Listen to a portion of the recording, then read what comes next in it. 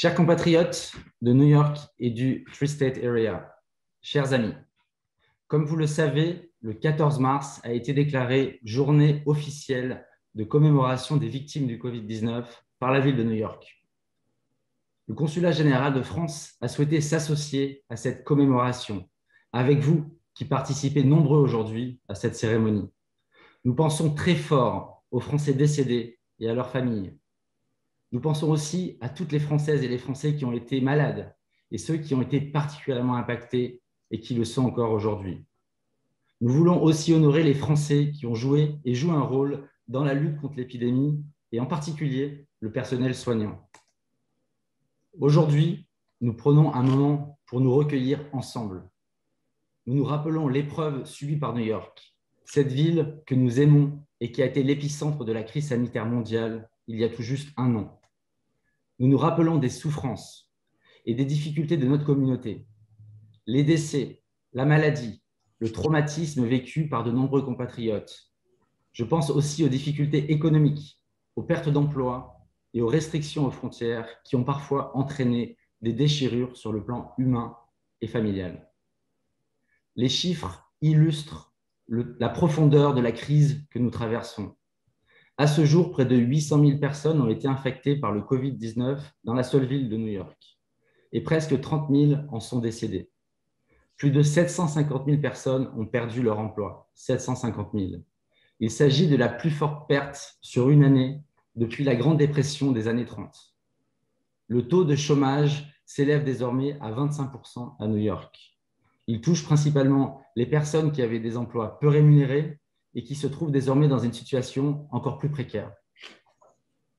Certains risquent de perdre leur logement, Sylvie nous le dira, ou de ne plus pouvoir satisfaire à leurs besoins alimentaires.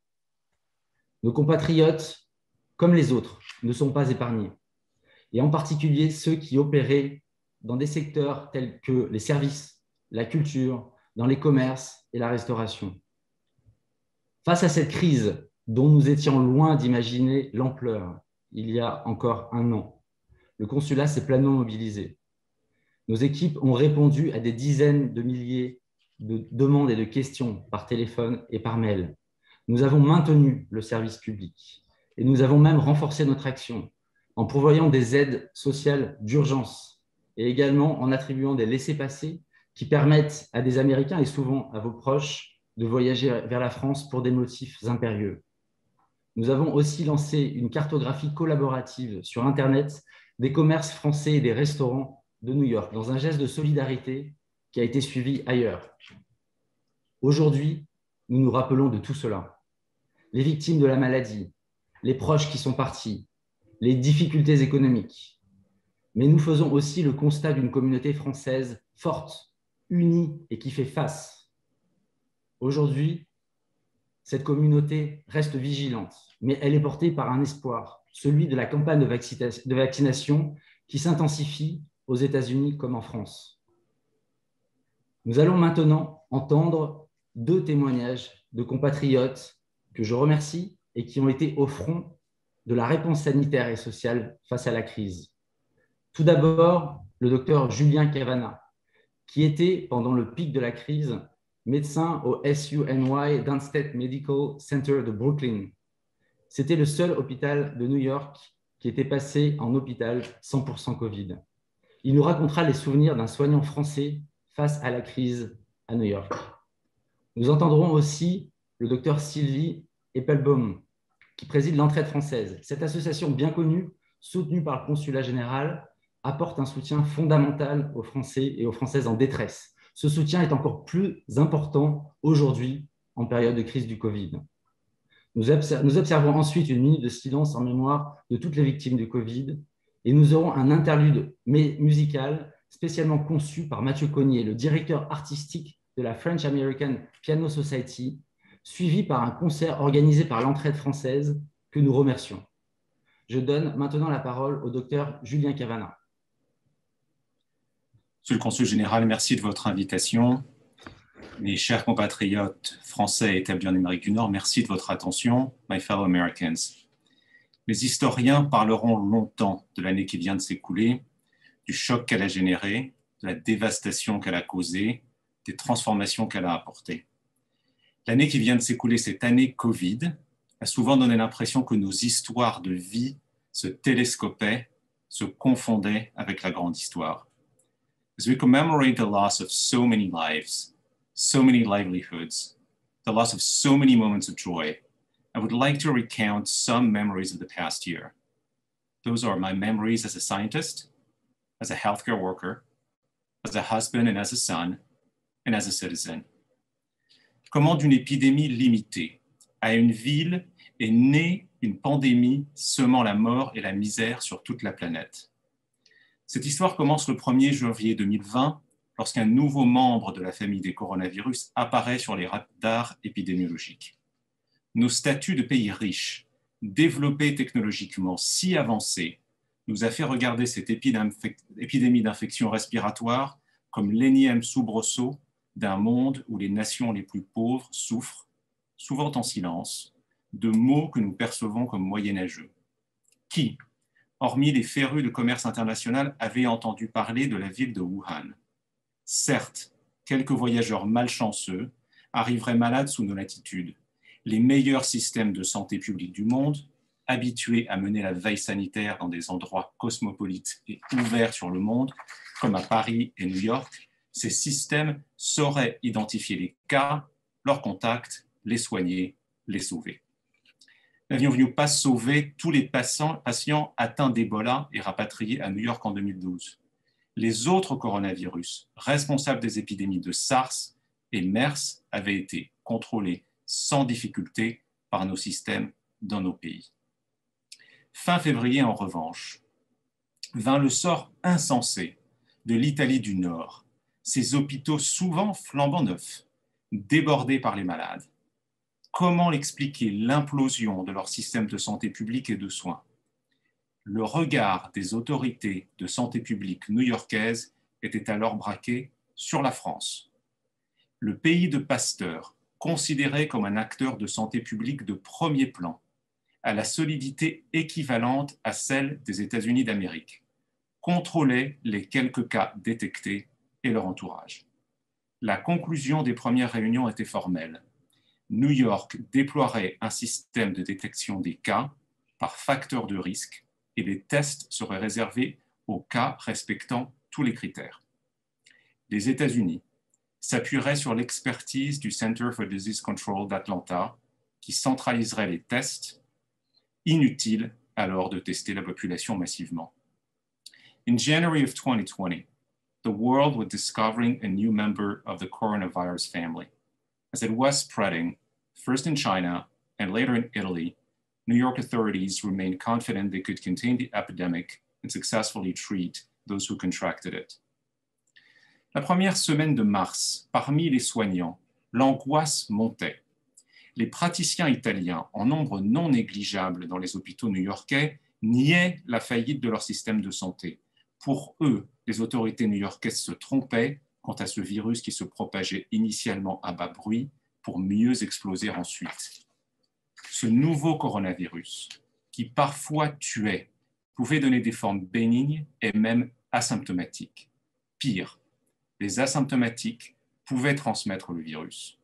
Ce fait scientifique, si difficile à appréhender, est au cœur de l'explosion de la pandémie et rend ce coronavirus unique. Depuis le 11 septembre 2001, New York est doté d'un réseau d'hôpitaux de référence en cas de catastrophe naturelle ou terroriste. Dès janvier, les hospitaliers chargés de planifier avaient passé commande de masques et autres équipements de protection en grande quantité. Mais courant février, nous apprenions que nos lots au Downstate Medical Center de Brooklyn avaient été volés la nuit dans notre sous-sol. Au moment où la menace se rapprochait, nos équipements étaient absents. Nous nous sentions nus, impréparés, mal équipés. Dans les premiers jours de mars, les premiers cas sont arrivés au compte-gouttes. Certains optimistes pensaient que la désormais Covid-19 serait une maladie fréquente, certes, mais gérable, différente de la grippe dans sa présentation clinique et sa mortalité, mais similaire dans son épidémiologie. C'était sans compter les présentations atypiques qui nous sont arrivées très vite. L'immensité de la catastrophe à Wuhan et en Italie avait mis l'accent sur la présentation la plus commune, une pneumonie virale causant une insuffisance respiratoire hypoxique aiguë. Mais était-ce la seule forme de la maladie? Dans la nuit du dimanche 15 au 16 mars 2020, l'interne de garde de neurologie m'appelait chez moi pour me demander d'approuver un test Covid. Une patiente qu'il avait admise pour accident vasculaire cérébral commençait à se dégrader sur le plan respiratoire. Les tests de la grippe et des autres infections respiratoires étaient tous négatifs.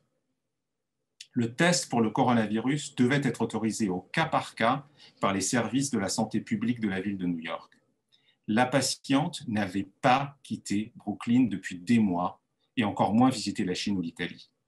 Les services de la ville étaient sceptiques, mais finirent par accepter de conduire le test qui se révéla être positif. La tête m'en tournait, tellement les implications de ce premier cas dans notre service de neurologie étaient significatives. Les masques, même chirurgicaux, n'étaient portés qu'auprès des patients à risque. De facto, plusieurs des internes, infirmières, ambulanciers et autres personnels de santé avaient été exposés. Comment mettre autant de personnel en quarantaine? Pendant des semaines, nous avons dû fonctionner au gré des cycles d'exposition des personnels au virus et des quarantaines que cela entraînait. In early March, as the first cases arrived, we still thought the scope would be limited. But we discovered the virus can manifest itself in many ways. Some patients presented with strokes, and our department, the Department of Neurology, was greatly affected. Our healthcare workers, especially our resident physicians, were exposed. Many of our healthcare workers needed to be quarantined, and several acquired the disease. C'est autour du 15 mars que les autorités new-yorkaises ont compris que l'épidémie risquait de leur échapper. Un ambitieux programme de dépistage devait permettre à tous les habitants de la ville et au-delà de connaître leur statut. Le Downstate Medical Center s'est trouvé au cœur de ce dispositif et c'est avec un sentiment d'angoisse et de fierté mêlée que je le faisais découvrir aux journalistes de France Télévisions. Mais tester pour la COVID est une procédure à haut risque pour les soignants qui doivent pouvoir être protégés. Et le manque de masques N95 protégeant contre la transmission aérosol a vite tourné à l'absurde. D'un équipement jetable, ce masque est devenu notre vie, une barrière entre notre santé et un virus potentiellement létal. Il fallait le garder une semaine, le protéger par un autre masque, parfois même le désinfecter avec des ultraviolets. Comment justifier autant d'équipements cruciaux pour prendre en charge les malades existants à utiliser pour une campagne de dépistage? La campagne de dépistage n'a jamais eu lieu. Les tentes de fortune construites sur la chaussée n'y furent jamais consacrées, réutilisées pour le triage des malades arrivant aux urgences par centaines, puis finalement pour stocker les corps des patients décédés. 10 jours plus tard, le 25 mars, l'épidémie avait explosé. Le compte-gouttes des premiers cas avait laissé place à un flot incessant de patients aux urgences. Toute tentative de séparer les parcours de soins entre Covid et non-Covid était vaine, car les présentations cliniques étaient trop diverses et nous ne disposions pas des tests permettant de rapidement isoler les cas. Du jour au lendemain, il nous a fallu monter des unités pour malades respiratoires Covid. Leur accès était scellé avec du plastique, chose jamais vue. Tentative désespérée de protéger les soignants et les patients non-Covid. Mais il n'y avait pas d'échappatoire. Sans s'en apercevoir, nous étions tous devenus des médecins, des infirmières, des soignants de la COVID et seulement de la COVID. Le 28 mars, le Downstate Medical Center était décrété 100% COVID par le gouverneur de l'État de New York. Le tribut payé par les patients s'est fait sentir immédiatement. Comme la plupart des hôpitaux américains, le Downstate Medical Center dispose d'équipes dédiées à la prise en charge des urgences vitales. Lorsqu'un patient fait un arrêt cardiaque, le code 99 est appelé au micro. Ces appels sont entendus de tous et font partie du paysage sonore 1 à 2 fois par jour environ en temps normal. Durant ces mois si sombres, ce code était appelé plusieurs fois par heure. Les succès des équipes de code étaient maigres et le 27 mars au matin, nous, les personnels du SUNY Downstate, constataient, médusés, l'arrivée d'un camion de 38 tonnes réfrigéré dont l'utilité n'était que trop évidente. Le balai macabre de nos collègues de la morgue, transportant les corps des malades que nous perdions, a commencé ce jour-là pour ne s'arrêter qu'en juin, 5 camions plus tard. La mort nous est alors devenue familière, la mort dans la solitude, car notre hôpital est très strictement fermé aux visites. Nous ne pouvions prendre le risque de contaminer les proches de nos malades et nous ne pouvions justifier l'utilisation pour les visiteurs de matériel de protection qui nous manquait tant. Nos patients mourants, n'avaient que nous et nous le savions. Et lorsque les mourants ne pouvaient plus parler, nous devions aussi accompagner les familles. Accompagner les familles dont les membres étaient souvent d'ailleurs séparés les uns des autres. Jour après jour, de nouvelles en prières téléphoniques sur haut-parleurs dans les chambres, nous nous sommes liés à ces gens ordinaires touchés par la plus extraordinaire des tragédies. Lorsque leurs proches mouraient, c'était pour nous une double séparation, celle d'avec le mort, mais aussi leur rupture de ce lien avec les familles. Ces familles qui ont attendu des mois pour pouvoir conduire les funérailles les plus minimalistes et récupérer les effets personnels. During the second half of March, the flow of patients was incessant, relentless. We became so familiar with death. Visits were forbidden, so we were the only link between patients and their families. Funerals could not be conducted, and we watched in shock when a first refrigerated 18-wheeler arrived in our hospital's back alley on March 28th. From then until June, this vision of horror would persist. At one point, there were 5 refrigerated trucks. Nos patients à Brooklyn, presque tous issus des minorités noires, étaient parmi les moins bien soignés du pays. Faisant face à des difficultés d'accès à la santé très sévères, ils souffrent de diabète, d'hypertension, d'obésité, ces maux de la pauvreté mal contrôlée.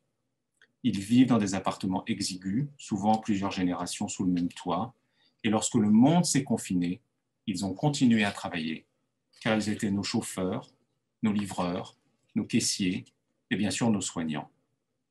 C'est la première marche de la pyramide qui la porte tout entière, m'avait dit un jour un de mes patients. C'est aussi la marche la plus exposée. La Covid a semé la mort dans des proportions inimaginables car ce virus s'instille, s'insère dans toutes les failles de notre société. Et les hôpitaux les plus pauvres ont payé le plus cher. Plusieurs dizaines de nos personnels soignants sont morts. Certains, des légendes, comme le Dr James Mahoney, professeur de réanimation, qui à 65 ans ne pouvait imaginer prendre sa retraite dans un moment où nous avions tant besoin de son talent.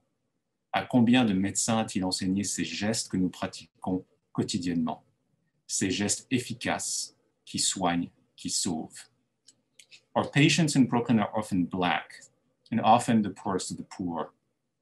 They were the hardest hit because they had poor access to health care to begin with, but also because, as so many of us were working from home, they continued to be our drivers, our delivery people, our cashiers, and of course, our healthcare workers.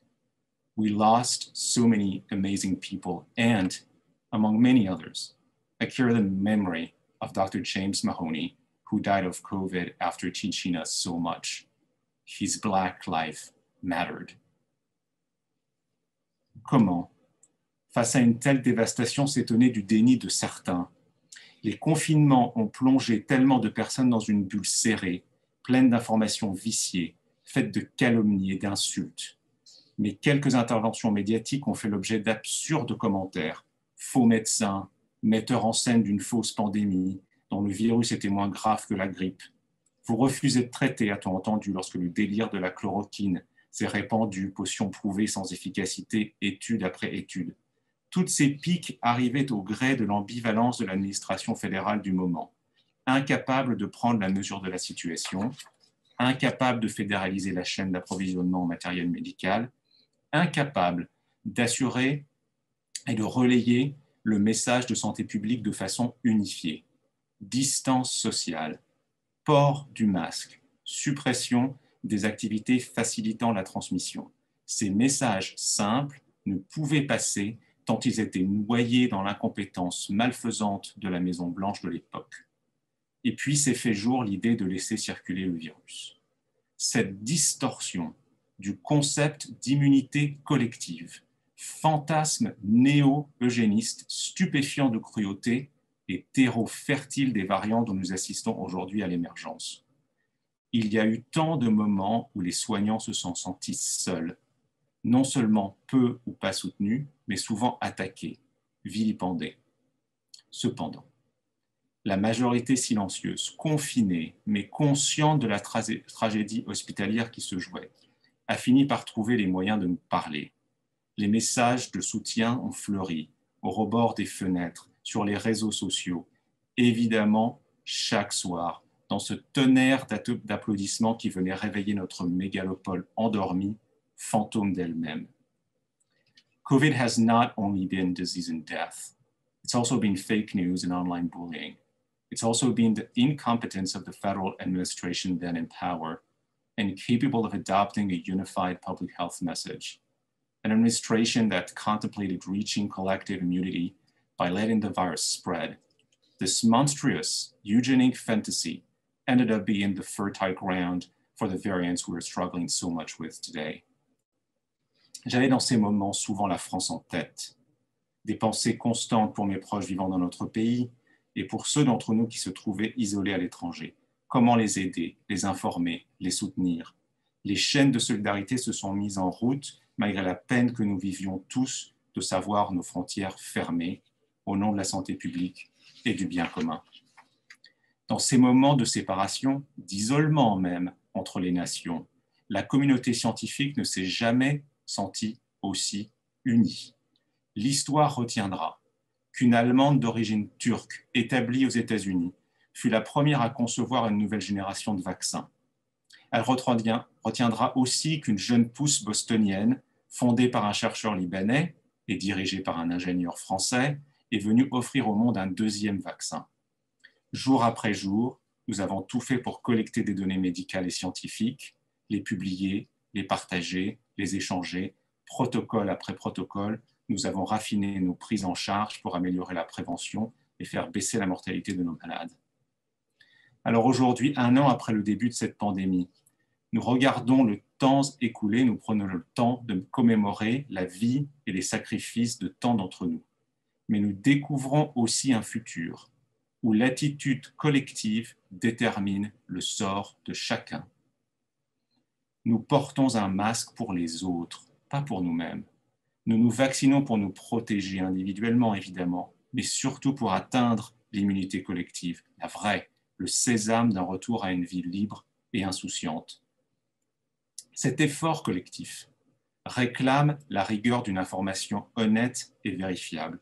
Elle demande l'éducation scientifique de tous, car c'est le seul chemin possible dans nos démocraties. Nous pouvons préserver les libertés et les droits individuels et rejeter la tentation autoritaire à condition de vivre dans la même réalité factuelle, civique, scientifique, plaçant l'égalité de tous au sommet. Mes chers amis, je veux croire qu'au prix d'immenses pertes, cette première année de pandémie nous ouvrira les yeux sur les immenses défis qui nous attendent. Nous avons un monde plus juste et plus solidaire à construire. Il en va de notre civilisation, il en va de notre humanité. I want to believe that despite its immense cost in life, the pandemic has opened our eyes to the challenges of the future. Our democracy values freedom and individual rights, but we need to understand democracy is a collective undertaking, one that must recognize facts on the ground and muster the will to help one another. This is the only way to save our civilization, to save our way of life, to save our humanity. Thank you all for listening, and long live the French-American friendship. Et c'est donc avec plaisir que je passe la parole à Sylvie Epelbaum, ma chère consoeur. Je pense que tu es sur mute, Sylvie. Merci beaucoup, Dr Cavanagh. Merci beaucoup, Monsieur le Consul. Bonjour à tous, membres de notre communauté franco-américaine. C'est un beau discours et un bel appel à la démocratie que nous venons d'entendre. Bravo, Dr. Cavanagh. Je voudrais faire un bref rappel de la situation, puis une présentation un petit peu de cette pandémie au niveau d'un petit cabinet médical de dermatologie. Enfin, mon rôle au sein de l'entraide française. Un bref rappel, 2.5 million deaths worldwide, 500,000 deaths in the United States, 90,000 in France after 1 year of this terrible COVID pandemic, plus all of the long-term sufferers, victim and still suffering, plus all of us, victim to a certain extent. Thank you very much for having this virtual remembrance, Mr. Consul. For all of us, unfortunately, all of us can think of somebody we are missing today.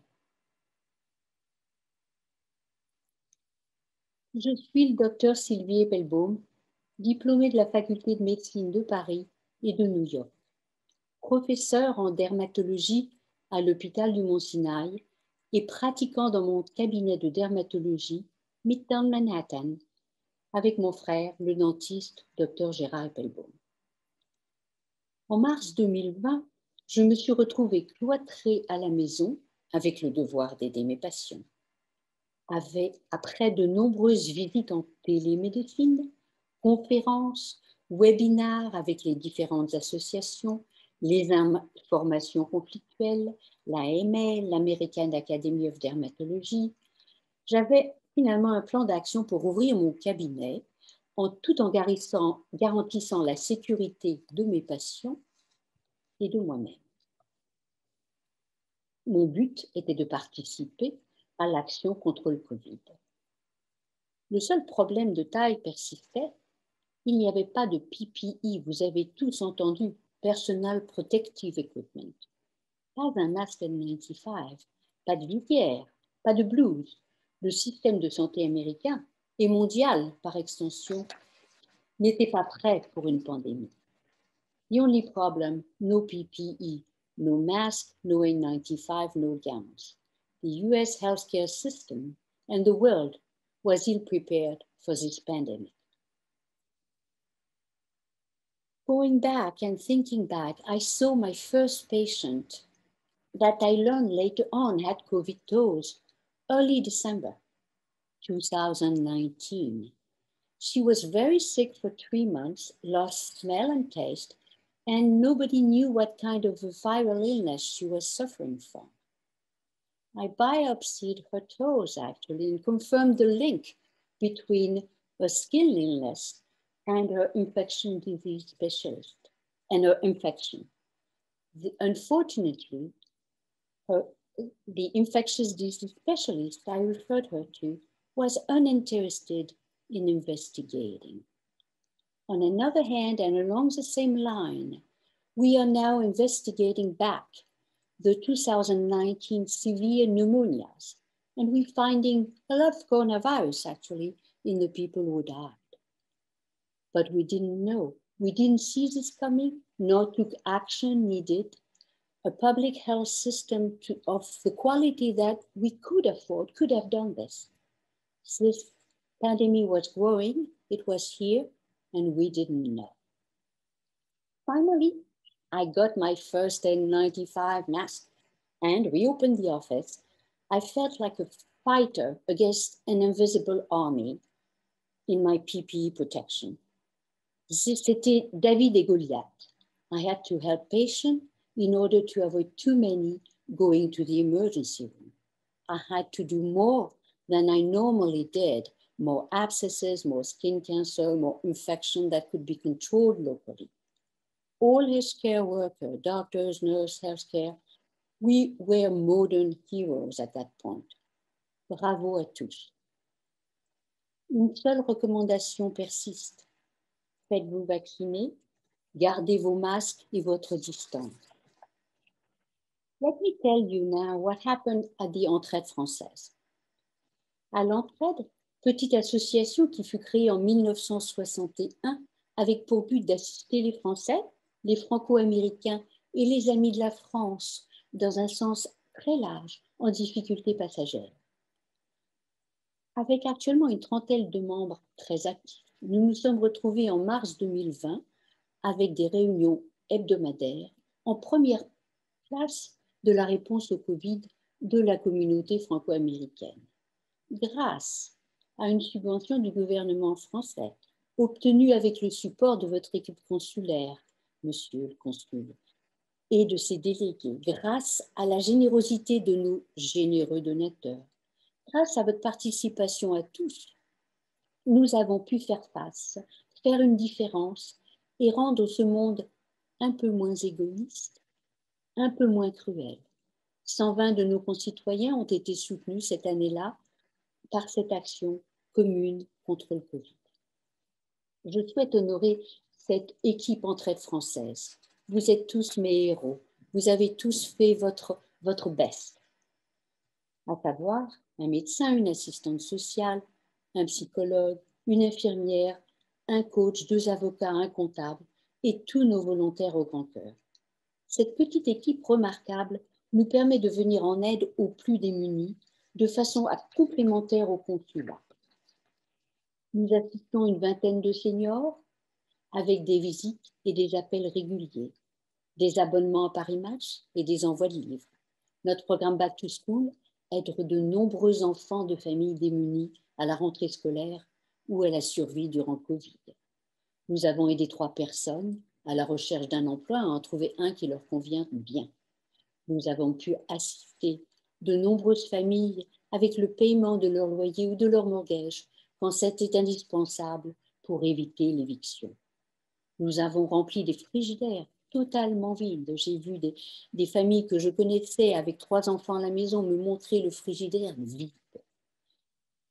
Nous avons assuré la connexion de ces familles au centre de nourriture gratuite locale. Enfin, nous avons demandé à des restaurants français de livrer des repas préparés à des personnes handicapées que nous connaissions. J'insiste, beaucoup d'entre vous ont participé. Certains d'entre vous ont organisé une livraison de masques et de gants pour nos seniors principalement. Et vous l'avez fait pour l'Entraide française en nous aidant. Certains nous ont donné des iPads pour rompre l'isolement de nos seniors. Certains ont fait pratiquer leurs entretiens à nos chercheurs d'emploi. Merci à tous. Votre participation est essentielle. Notre action commune a eu un impact. Nous sommes une communauté, la communauté franco-américaine de New York. Engagez-vous, rejoignez-vous. Notre équipe est active, motivée. Vous serez moins seul, plus actif, plus positif. www.entraidefrançaise.nyc.org. Notre projet 2021 est d'aider nos très seniors avec des problèmes de surdité qui aggravent l'isolement. Merci de nous contacter si vous pouvez aider. De plus, nous impliquons dans le projet de Back to School pour aider les mamans et les familles travaillant à la maison avec les enfants dans des endroits restreints avec la peur du Covid. Briefly, we have 2 projects in 2021. First, hearing aid for our seniors and assistance for families with children during COVID with mothers working at home. The situation of those mothers can be heartbreaking, torn between the children, the work that they have to maintain, the household that they have to keep. You're all welcome to join us, punctually, generously, as you can. Un autre exemple de nos actions est la participation de nos jeunes talents.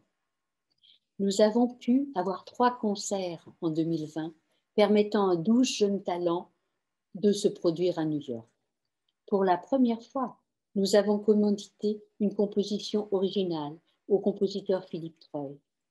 Bravo à Philippe Troy, bravo à tous nos musiciens qui vont apparaître devant vous bientôt. Je pense à Rieko Tsuchida qui rentrait de France et qui est venu nous rejoindre au consulat, à Daniel Raffi-Mayeri qui nous a rejoints de Boston, à Devin Moore, Slavika Snazzini et Joshua McClendon.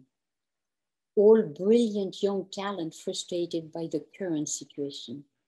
Vous pouvez les retrouver après ce débat sur notre site à www.entraidefrançaise.nyc.org.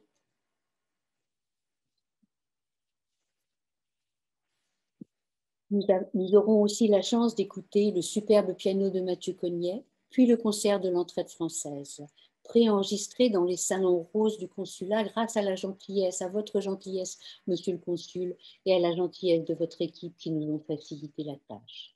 The last word, get vaccinated, no matter which vaccine. Keep your mask and your distance for the well-being of the others, of all. But also, take care of your medical needs, or regular visit, or checkup, or dental exam, or skin exam are at this point getting to be urgent. We are going to need more courage, more action in order to be in a better place soon. But we're almost there. Thank you very much, Mr. Consul. Merci beaucoup Sylvie et merci aussi à Julien pour ces témoignages vraiment magnifiques et très poignants. Avant de passer à l'interlude musicale de Mathieu Cognet que nous attendons avec impatience, je vous invite à observer une minute de silence en l'honneur des victimes du Covid-19 de New York et du Tri-State Area, et en particulier des victimes françaises.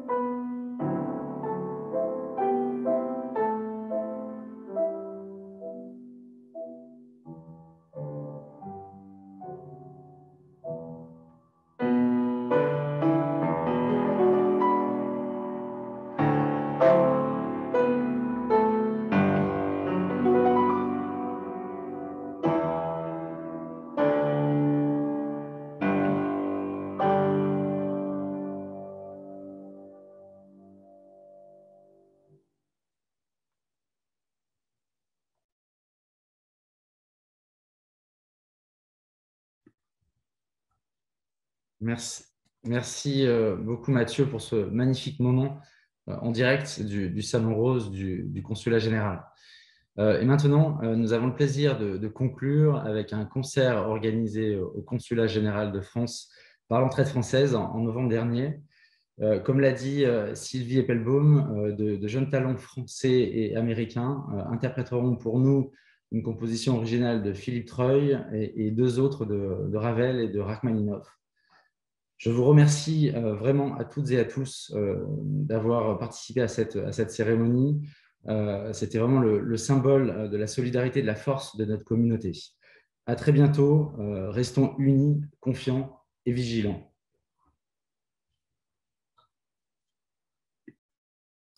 Merci.